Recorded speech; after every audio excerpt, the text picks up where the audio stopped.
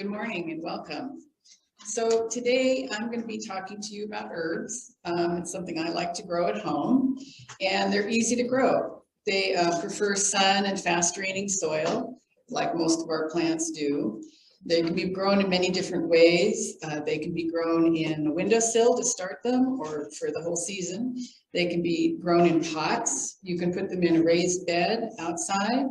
Or you can actually intermix some of the perennial herbs in with your landscape plants. And herbs have been around for thousands of years, so they're a lot of fun to play around with and grow. So growing flowers and herbs, they give your yard a lot of beauty, but you get a bonus with herbs. You also get to use them in your favorite recipes for flavor and for sometimes just making something look pretty, like sprinkling chives on baked potatoes. So now when I go forward. So seeds can be started indoors. Like I said, they should be started in a south-facing window so they get a lot of light. Or you can put them under fluorescent lights to get them to germinate quickly. They can be put in 4-inch pots, and you can buy your herbs if you don't want to start them from seed, because some of the herbs take a long time to germinate or are difficult to germinate. You can start starts that you buy at the nursery, your local nursery, at a big box store, or at the Master Gardener plant sale in May. So, and if you do buy the transplants, it's good to put them in a pot right away or get them in your garden right away. Don't leave them in the little pots for too long. As with your vegetables, they do need the 6 hours of sun most days to start. There are a few herbs, though, that do not need as much sun, and those are parsley and mint. They will tolerate part shade if that's the only place you have to grow them. They like fast draining soil. They won't do well in clay soil. So as many of us have clay soil at home, I have my herbs in a raised bed to make them successful growers.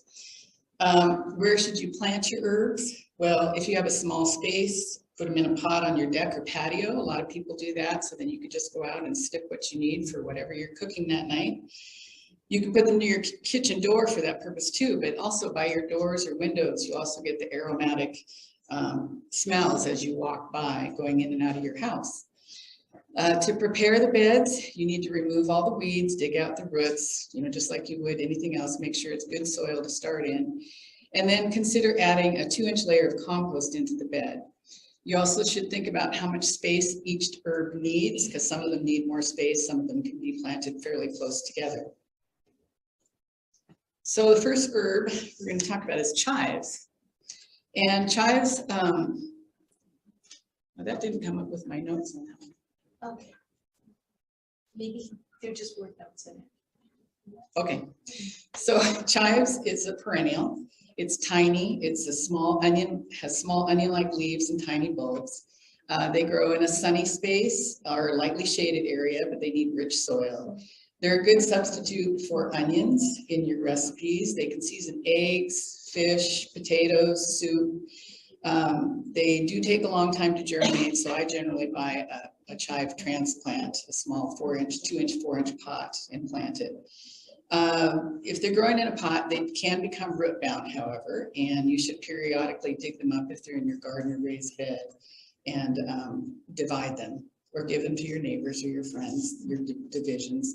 They have beautiful pink and purple flowers, and both the flowers and the chives are edible and they attract bees. So the next herb I'm going to talk about is oregano, another one I like to cook with a lot. Maybe that's why I like herbs. I like one behind. Advance one more. Okay. It was on my screen, but not up there. Okay. Okay. Technical difficulties. So oregano is related to a mint plant, and it is a staple in most Italian and Mexican cuisines. I have always just purchased mine in the grocery store that says oregano, and I just recently learned there's a Greek oregano that gives you a little bit different flavor. There are also Turkish oreganos and Italian oreganos, so each one tastes a little bit different depending on the cultivar where it's grown. And they're pungent. They kind of have an earthy, minty, slightly bitter taste to them. You can grow oregano in a sunny place, a place that remains warm, because you have to remember where they grow in the Mediterranean is on cliffs and in sunny areas. So they do like a lot of sun and a lot of warmth. They'll last several years in the same pot. They will grow up to about 31 inches tall. Some varieties can, and the Greek oregano can actually be used as a ground cover because it stays close to the ground and spreads. You can divide your oreganos, and you should probably every 2 to 3 years. And then you should cut the old plants down a little bit in the spring and fall. They will tolerate poor soil, and they're drought tolerant. They like the harsh sun actually, and they will handle the freezing cold just perfectly fine also. Rosemary. This is a woody perennial, has a fragrant pine-like scent. Some people love it, some people do not. I personally love it and use it a lot. It can be grown in a pot or as an ornamental shrub in amongst your other landscape plants. Some of them will grow, up to 5 or 6 feet tall over a number of years. They like sandy, well-drained soil, full sun. They like to be protected from the winter frost. So I have mine kind of up against the house where it's a little bit warmer. You can pick the leaves fresh and add flavor to your recipes. Let me see, many recipes will call for a sprig of rosemary instead of the rosemary leaves because that actually can be a very strong flavor too. So if you're reading some of your recipes, it'll say just put a sprig on top while you're cooking and then you remove it before you serve. I like my rosemary in a taco filling that I make, and it just gives it a nice full flavor, nice different flavor. They're very aromatic, they're evergreen, and they have been around for years. They can be put in casseroles, cooked dishes, all kinds of foods. So younger plants can be potted up and be wintered over in a garage or cool greenhouse until they get established in about 2 to 3 years, and they can stay outside all the time. The leaves and the flowers are edible on these plants, on a rosemary plant also. And I think they're pretty with the purple flowers on them when they come out. I think they just add a little bit of color to your garden. The next herb is mint. It is a hardy perennial, and it has a different kind of stem. They're kind of square stems, aromatic leaves, and they can grow to be 1 to 4 feet tall. Again, there are many varieties of mint. Most people think of just peppermint and spearmint, but there's also apple mint, chocolate mint, pineapple mint, and a Corsican mint. The Corsican mint kind of creeps along the ground as it grows, and it grows to only be maybe about 2 inches tall. The tiny leaves kind of emit a powerful creme de menthe fragrance, so it's often used between stepping stones in your landscape. And when you step on them, that fragrance kind of comes out. They're really pretty. Bees and pollinators love these plants when they're in bloom. The leaves can be used to make teas. The leaves are just pretty. You can see them in the slide. They have kind of a nice shape to them. Bees and pollinators love these plants when they are in bloom. The leaves, as I said, are very pretty, and you can make teas of them. You can plant them in spring or autumn and cover them with a generous layer of new topsoil every year. And actually, it was recommended you change out the soil for these every 3 years. Mint, this is where my notes go away and I have to use my paper. They prefer partial shade. They can be very vigorous. So the one key to mints is put it in a container, because otherwise it will spread and take off through your yard, which is something I learned when I was a very beginning new gardener, and suddenly I have everywhere. I believe the reason they tell you also to repot them every few years is I actually had them growing out of the bottom of the hole at the bottom of my pot too, and it was suddenly showing up everywhere. So keep your eye on them, but they're fun to grow. They can be divided almost any time of the year. You can just kind of tear them apart or clip them with pruners and replant them. Insects hardly ever bother mints, probably because of the strong aromatic smell. And that is mint. So basil, it is also an annual with tender aromatic leaves. It needs a warm, sunny location. Again, it's sort of more of a Mediterranean plant. It likes plenty of humus, compost, and manure. If you start your seeds indoors, don't put them out until about June because they don't like to be out in the colder weather. If you start them indoors, you can start them in a pot and put a plastic bag over the top to keep it warm. And then until it starts germinating and sprouting. Again, there are many types of basil, as there are many types of mint. They are from the large leaf basil down to the spicy Thai basil. It's a good herb to plant in succession. You can plant the seeds every like 3 weeks, and then you will have basil all the way through the season. It is delicate though, and it can be bruised or crushed easily, and then it turns black, which is not a very nice color to put in your recipes.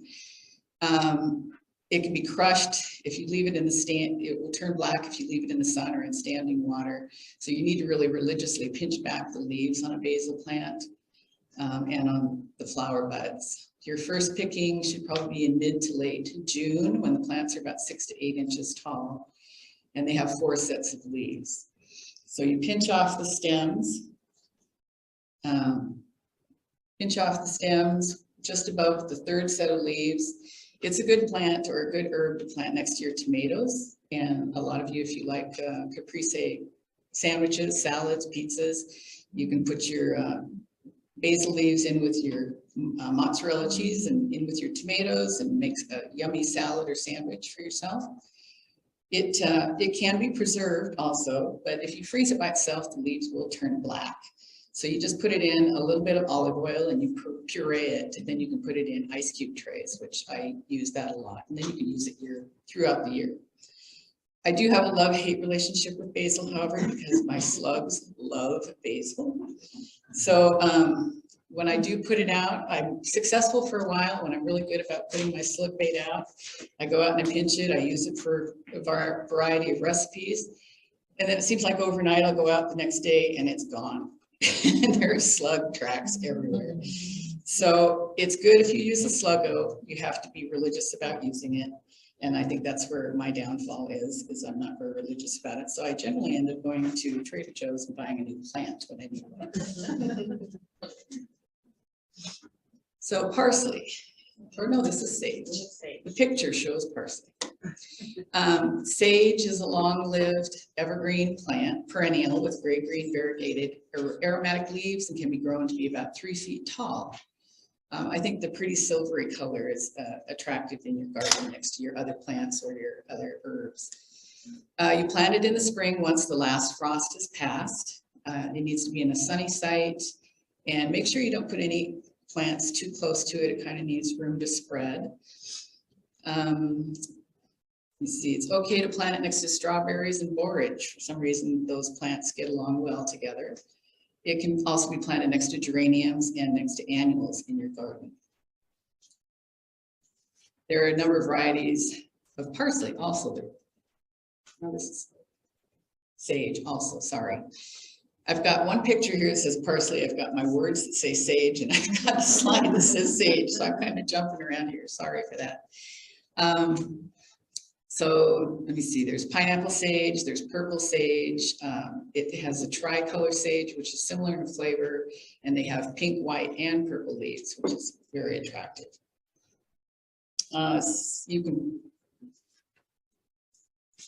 back up here. Oh, it doesn't need a lot of water. So it just needs the annual waterfall that we get. Just kind of keep an eye on it, unless it's really, really hot, and then you should make sure that it is getting some water. Very popular for attracting pollinators and bees. They like the flowers and on the sage.